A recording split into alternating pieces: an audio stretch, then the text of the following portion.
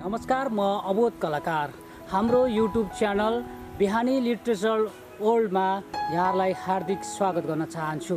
र आजको हाम्रो कार्यक्रम सर्जकसँग साहित्यका कुरामा हाम्रो कार्यक्रमको पाहुना हुनुहुन्छ विराट किराती, जो 87 साप्ताहिक पत्रिकाको साहित्य सम्पादक हुनुहुन्छ। त्यसैगरी नेपाल लिटरेरी ग्रुपका सचिव पनि हुनुहुन्छ, लगायतका विभिन्न सङ्घ संस्थामा आबद्ध हुनुहुन्छ। म विशेष गरेर विराट किरातीज्यूलाई कार्यक्रममा स्वागत गर्न चाहन्छु। नमस्कार। किरातीजी यति बेला के गर्दै हुनुहुन्छ? म गाउँमा बस्छु। गाउँमा बस्दा रहँदा यो समय खेतीबालीको हो। भर्खरै खेती पनि सकेर मैजारो गरियो र अब रहेको समय, बचेको समय अध्ययन सृजनातिर रमिरहेको छु। अलिकति मलाई यहाँको नामप्रति एउटा जिज्ञासा जागो, होइन? अलिकति यसको बारेमा पनि भनिदिनुहोस् न। तपाईँको नाम अलिक युनिक लाग्यो मलाई, विराट किराती भनेर। यो नामको बारेमा अलिकति जान्न सक्छौँ? हजुर, सकिन्छ। म जन्मनुभन्दा अगाडि एकजना दाई हुनुहुन्थेछ। दाई जब खस्नुभयो, खसिसकेपछि मलाई चाहिँ माथि 5 थरको राखे अलि मुनि एउटा खोला छेउ ठुलो धाम लाग्दो रहेछ, अथवा त्यहाँ चाहिँ मेला लाग्दो रहेछ। त्यहाँ अब अहिले चाहिँ बुझ्दाखेरि विराट मेला भनिन्थ्यो अरे। बाबाहरू 34 सालतिर बाबा आमाजी त्यता जाँदाखेरि यदि छोरा चाहिँ जन्मियो भने छोराको नाम विराट राख्छु भनेर भनिसकेपछि मेरो नाम विराट रहन गएको हो। यसको खास अर्थ भनेको चाहिँ मेलासँग सम्बन्ध राख्छ। मेलासँग भन्दा पनि त्यो धाममा चाहिँ रहेकोले गर्दाखेरि विराट भनेर राख्यो। अब यसको शब्दको अर्थ त महान भन्ने लाग्दो रहेछ। मलाई पनि नामप्रति गर्व नै लाग्छ। तपाईँ साहित्यकार, एउटा सर्जक हुनुहुन्छ। विशेष गरेर साहित्यमा चाहिँ कुन विधामा तपाईँ आबद्ध हुनुहुन्छ, अथवा कुन विधा चाहिँ तपाईँको रुचिको विषय हो? विधा नै भन्दा चाहिँ म विशेषतः काव्यमा कविता नै रोज्छु। कविता नै हो विशेषतः। अब फुटकरमा रुबाईहरू पनि लेखिन्छ। तपाईँ कविता विधाको सर्जक हुनुहुन्छ। हामी एउटा कविता सुनिहालौँ होला? हुन्छ। मैले वाचन गर्ने पहिलो कविताको शीर्षक रहेको छ व्यवस्था, हेचाकुपा र यात्रा। यो कस्तो यात्रा हो, म यात्रा गर्न निस्किएको छु। यो कस्तो यात्रा हो, म यात्रा गर्न निस्किएको छु। एउटा बन्दी गृहको हेचाकुपा, डढेलो गएको घरबारी, कठोर शीतले कठाङ्ग्रिएको मन, अनवरत उभिएको एउटा मृत्यु। म के भनौँ म? हिँड्न खोज्यो खुट्टै भाँच्छ, बोल्न खोज्यो मुखै थुन्छ, लेख्न खोज्यो हातै काट्छ।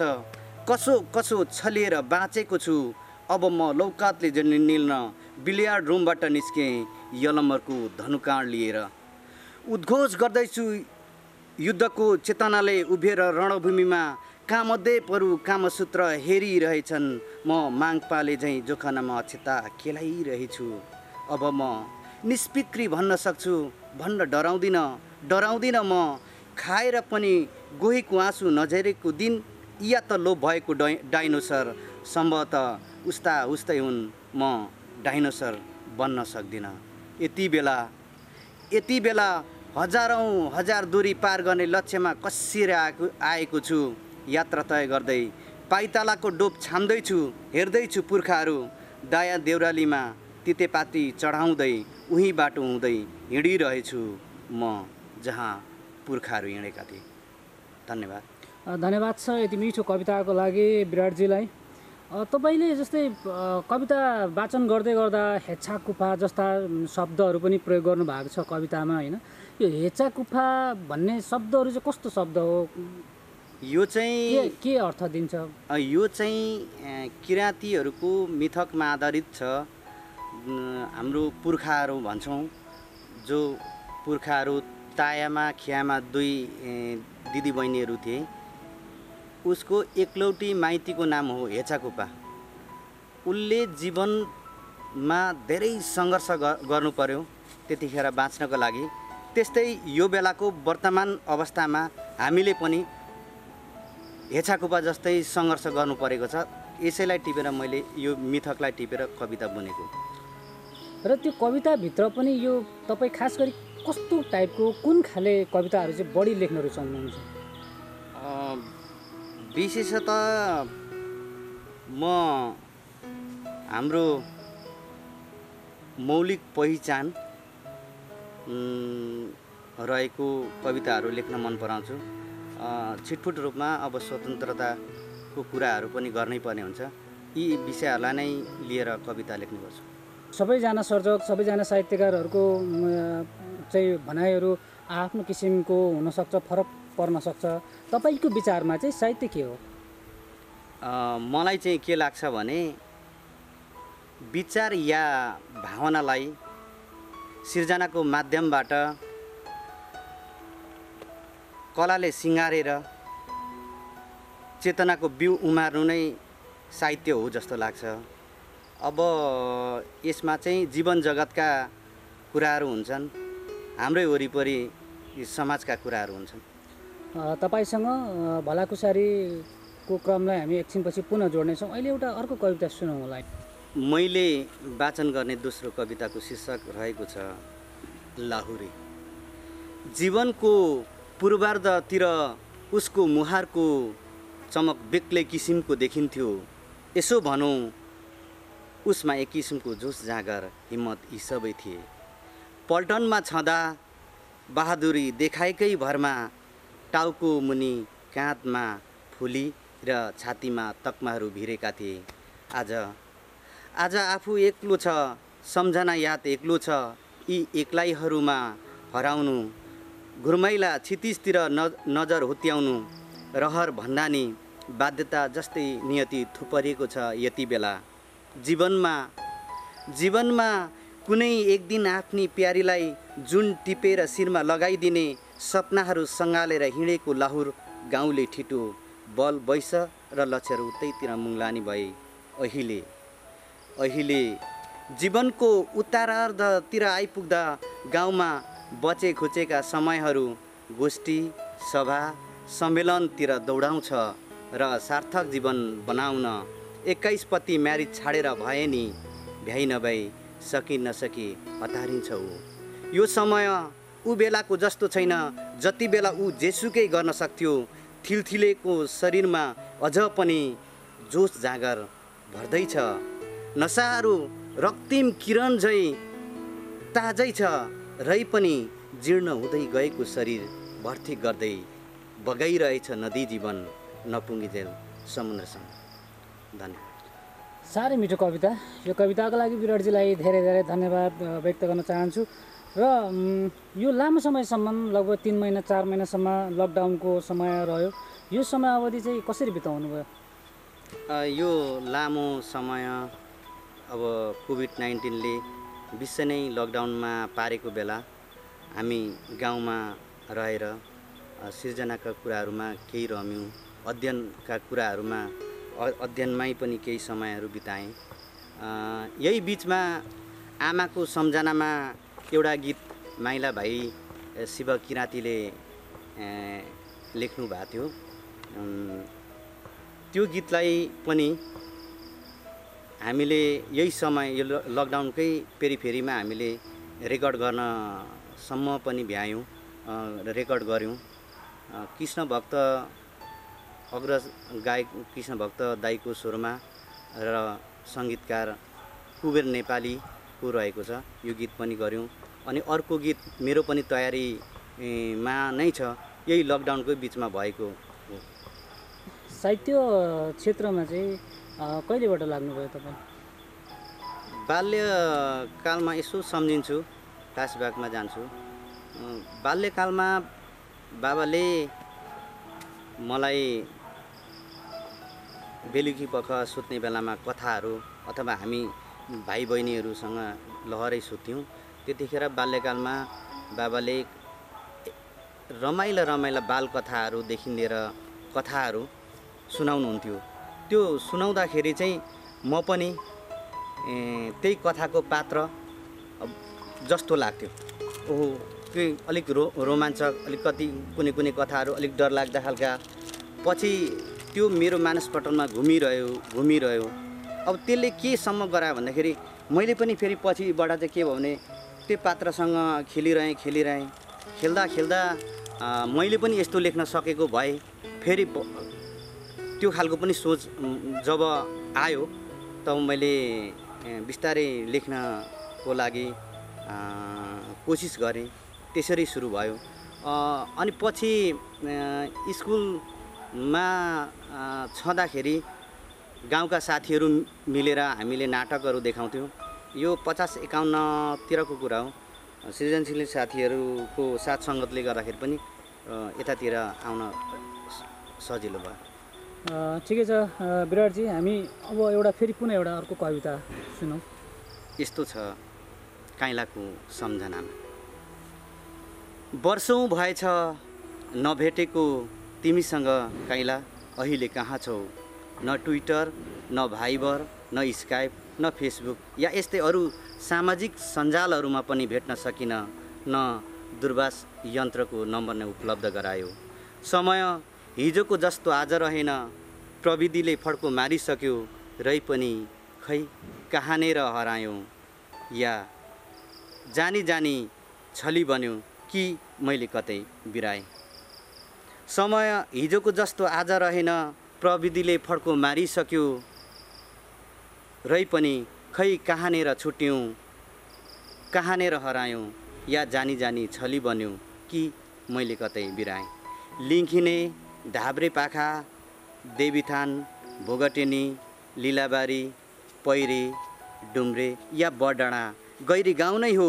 हामीले एकाधसम्म बिताएका थियौँ सँगसँगै, बालापन गुजारेका थियौँ सँगसँगै। हो त्यही हो बाख्रा चराउन, गाई गोठालो घाँस दाउरा गरेको ठाउँ।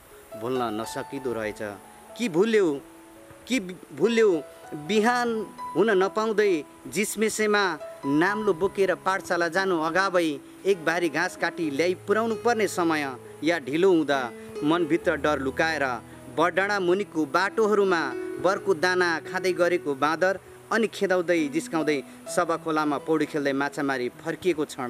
धन्न कसो वार्षिकी परीक्षामा सामेल हुन्थ्यौँ र नतिजा राम्रै निकाल्थ्यौँ। आज यतिका समयपछि एकाएक सम्झिए ती दिनहरू जहाँ मेरो मानसपटलमा ताजै छ। हो एउटा समय मैले तिमीसँगै बिताएको थिएँ। धन्यवाद। विराटजी, यति मिठो कविताको लागि यहाँलाई धेरै धेरै धन्यवाद। र म विराटजीलाई अर्को एउटा प्रश्न सोध्न चाहन्छु।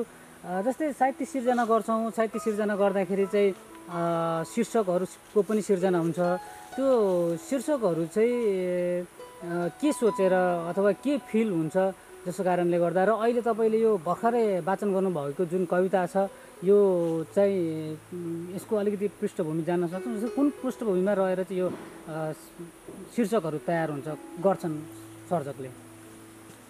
जस्तो यो भर्खरै मैले वाचन गरेको कविता काइलाको सम्झनामा भन्ने जो छ, त्यो चाहिँ म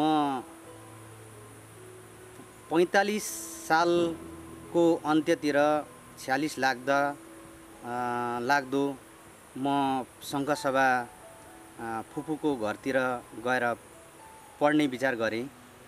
त्यति बेला मेरो बाल्यकालको साथी राजकुमार राई हुनुहुन्थ्यो। हामीले त्यो क्षण बिताएको दिनहरू सम्झँदै लेखेको यो कविता हो। धेरै समयसम्म उहाँसँग भेट नभएपछि मैले लेखेको यो कविता हो। अनि तपाईँले कविता लेख्दाखेरि चाहिँ हैन कस्तो खालको समय चाहिँ तपाईँलाई उपयुक्त लाग्ने गर्छ? अब लेख्छु भनेर बस्ने कुरो रहँदैन। म चाहिँ त्यसो गर्दिनँ। अब सबैको आफ्नो स्वभाव हुन्छ। मलाई चाहिँ कविता लेख्नको लागि अलिक शान्त वातावरण त चाहिने नै भयो। तर कुनै पनि कुराले छुइसकेपछि मनमा धेरै दिनसम्म रहिरहन्छ, दिमागमा खेलिरहन्छ। जब अब चाहिँ म लेख्न सक्छु है भन्ने वातावरण भयो भने यो समय यही समय भनेर भन्दिनँ म चाहिँ, जुनै समय पनि कविता लेख्छु। र कविता विधाको संरचनाको बारेमा पनि अलिकति बताइदिनुहोस् न। कविताको संरचनाको अब कुरो गर्दा ठ्याक्कै यसै त म भन्दिनँ। रै पनि पद्य र गद्य दुई प्रकारका हुन्छन्। पद्यमा चाहिँ अब लय छन्दका कुराहरू भए, गद्यमा चाहिँ अब स्वतन्त्र विधा भएकोले गर्दाखेरि म चाहिँ विशेष गद्य नै लेख्ने गर्छु। हुन्छ विराटजी, अब फेरि हामी एउटा कवितातिरै लागौँ होला। एउटा कविता सुनाइदिनुहोस् न। मैले वाचन गर्ने यो अन्तिम कविता गन्तव्य।